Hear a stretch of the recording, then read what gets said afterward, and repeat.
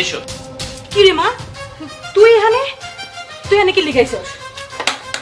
Sir, আপনি ওরে কই পাইলেন? মা, তাই আপনার কি মাথা খারাপ হয়ে গেছে? আপনি মা কাকে বলছেন? কোন অ্যাঙ্গেল থেকে মনে হয় যে আমি আপনার মেয়ে? তুই বাড়ির দিকে চল, তুই এনে যাস না, ভিতরে যাস না, তোর জীবনটা নষ্ট হয়ে দিব। মা, আপনি আবার আমাকে মামা বলছেন? আপনার না মাথায় সমস্যা আছে। সৈকত, এইটা না তোমাদের বাড়ির কাজের বুয়া? তাহলে কাজের বুয়ার এত বড় সাহস কিভাবে হয় বাড়ির গেস্টের সাথে এভাবে কথা বলার? বুয়া, আই থিংক তোমার কোথাও ভুল হচ্ছে। ওর গার্লফ্রেন্ড, ওর সাথে আমার রিলেশন চলছে। ও তোমার মেয়ে হয় কি করে? ও তো খুব রিচেস্ট পার্সনের মেয়ে। আর আমি খুব শীঘ্রই ওর সাথে বিবাহ বন্ধনে আবদ্ধ হবো, বুঝতে পেরেছো? দেখ মা, মা তুই কিন্তু ভুল করতেছস, তোর জীবনটা নষ্ট হয়ে দিব। মা, তুই আমার একটা কথা শুন। মা, তুই আমার একটা কথা শুন। এই চুপ, বুড়ি মহিলা, আপনার কথা আমি কি শুনবো? হ্যাঁ, আমি যে আপনাকে তখন থেকে বলছি যে আমি আপনার মেয়ে না, আমি অনেক বড় ফ্যামিলির একজন মেয়ে। আর আমার মাই তো নেই, আমার বাবা আছে দুনিয়াতে। আমার বাবা একজন শিল্পপতি আর আমি তার একমাত্র মেয়ে।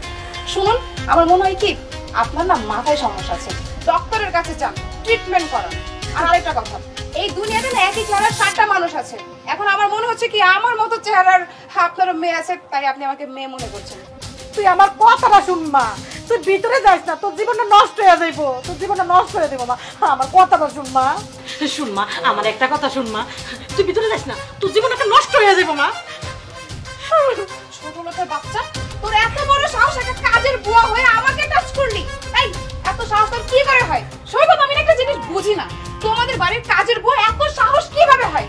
আর তুমি আমাকে এইভাবে ডেকে এনে একটা কাজের বুয়ার মাধ্যমে অপমান করবে, এটা আমি কখনোই কল্পনা করতে পারি না। যাই হোক, আমি আর সময় নষ্ট করতে চাচ্ছি না, আমি ভিতরে ওয়েট করছি, তুমি আসো। যাও, তুমি যাও, ফ্রেশ হও, আমি আসছি। ঠিক আছে স্যার দেন, ও আমার নিজের মাইয়া। আমি আপনাকে বাড়িতে তো অনেক দিন ধরে কাম করি, আপনি কি করেন না না করেন আমি নিজের চোখে দেখি স্যার, কিন্তু আমি তো কিছু কইতে পারি না। আজকে কইতে পারি না দেখা আল্লাহ আমার বিচার করছে। আমার মাইয়ার আপনি নিয়ে আইছেন স্যার, আপনার কাছে আমি ক্ষমা চাই, আমার মাইয়ার জীবনটা নষ্ট করেন না। আপনি তো আমার মাইয়ার বিয়ে করবেন না, তা আমার মাইয়ার জীবনটা নষ্ট করবেন কি লিখিয়া? আচ্ছা বুয়া, ও কি সত্যি তোমার মেয়ে? আমি বিশ্বাস করতে পারছি না। স্যার আমি সত্যি কইতাছি, ও আমার মাইয়া। আমি 10 মাস 10 দিন অনেক গর্বে ধরছি। শুনেন স্যার, আজকে কয়দিন ধরে আমি দেখতাছি ও অনেক দামি দামি পোশাক আশাক পরতাছে, দামি মোবাইল নিয়ে ঘুরতাছে, কই কই জানি যায়। আমার কাছে একটা আইসক্রিম চাইছে, আমি দিতে পারি নাই। ও মনে হয় লিগে আমার লগে রাগ করছে। না বুয়া, সেজন্য তোমার প্রতি রাগ করেনি। আসলে তোমার মেয়ে একটা লোভী। ওর সাথে আমার 6 মাসের পরিচয়। 6 মাস ওকে আমি ফোন দিয়েছি, নানান ড্রেস দিয়েছি, ভালো ভালো রেস্টুরেন্টে খাইয়েছি। এবং তুমি তো জানো মেয়েদের সাথে আমার সম্পর্কগুলো কেমন হয়। আমরা ধনী মানুষ, আমাদের অভিলাষের অনুষঙ্গ হচ্ছে এই মেয়েরা। অবশ্য আমি কখনো ওই ধরনের গরিব মেয়ের সাথে কখনো ইন্টিমেট হইনি, বাট তোমার মেয়েকে আমি বুঝতে পারিনি। তোমার মেয়ে আমার উপর দিয়ে গিয়েছে, সে নিজেকে এমনভাবে প্রেজেন্ট করেছে আমি মনে করেছি সে অনেক ধনী। স্যার আপনি আমার মায়ের ক্ষমা করে দেন। আবু আবু দাঁড়াও দাঁড়াও, আমি দেখছি দেখছি। যারা যারা সৈকত, আমি সেই কখন থেকে তোমার জন্য ভিতরে ওয়েট করছি, আর তুমি কাজের বোনের সাথে তর্ক করছো। তুমি ওনাকে ঘাড় ধাক্কা দিয়ে বাড়ি থেকে বের করে দিলে না কেন? একদম তো অনেক দিন তুমি অনেক কথা বলছো, তুমি সত্যি করে বলো তো ইনি তোমার মা না? আরে আমি তো সত্যি কথাই বলছি, উনি আমার মা হতে যাবে। আজকে এই মহিলার কারণে, এই কাজের বুয়ার কারণে তোমার জীবনটা বেঁচে গেল, তোমার সম্মানটা বেঁচে গেল। আমার সম্মানটা বেঁচে গেল মানে? আমি কিছুই বুঝতে পারছি না। বুঝবে না, যা বোঝার এই কাজের বুয়া বুঝেছে, এবং সে এজন্যই তোমাকে আমার বাড়ির ভেতরে যেতে নিষেধ করেছে।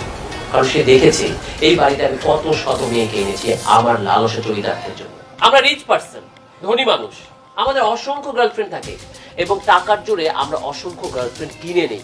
তোমাদের মতো লোভী মেয়েদের কিনে নেই এবং আমাদের বিছানা সঙ্গে করি। তোমার সাথে এই যে 6 মাস আমি ভালোবেসেছি না, এটা তোমাকে টোপ দেয়া ছিল যাতে করে তোমাকে আমি বিছানা পর্যন্ত নিতে পারি। তুমি কি ভেবেছো আজকের পর তোমার সাথে আমার কোনো যোগাযোগ থাকতো না? 1 টাইম টাচ 2 টাইমস ডাস্টবিন, মানে তোমার সাথে এরপর থেকে আমার কোনো যোগাযোগই থাকতো না, ওই বিছানা পর্যন্ত শেষ। ইনি সেটা বুঝে গিয়েছে এবং নিজের মেয়ের সম্মান বাঁচানোর জন্য তিনি আমার পায়ে পর্যন্ত পড়েছে। আর তুমি এই মাকে থাপ্পড় মেরেছো। মা, উনি এসব কি বলছেন? তুমি যা বলছো সব কি সত্যি? হ্যাঁ মা, স্যার যা কিছু কইছে সবই সত্যি। আমি স্যারের সম্বন্ধে সব জানতাম, এই জন্য তো আমি কইছি তুই ভিতরে যাইস না, তোর জীবনটা নষ্ট হয়ে যাইব।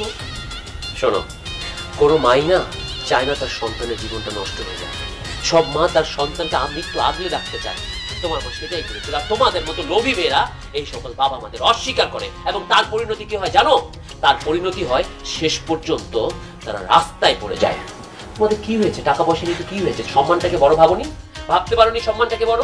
আমিও নিজের পরিশ্রম করে এই পর্যায়ে এসে এত টাকা আয় করেছি। তুমি চাইলেও পারতে, কারণ তুমিও শিক্ষিত মেয়ে, তোমার মা তোমাকে শিক্ষিত করেছে। তা না করে শর্টকাটে তুমি বড়লোক হতে চেয়েছো। তোমার মতো মেয়েদের আমার আর কোনো প্রয়োজন নেই।